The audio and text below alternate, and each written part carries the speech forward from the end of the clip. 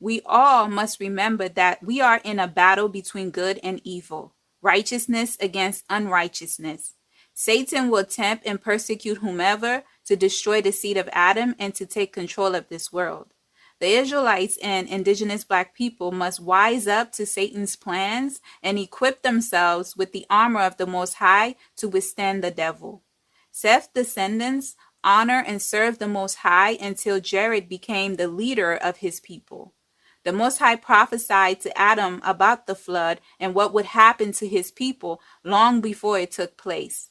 Mahalalel revealed to Jared his son about the flood and how the children of Seth would be led astray in his generation.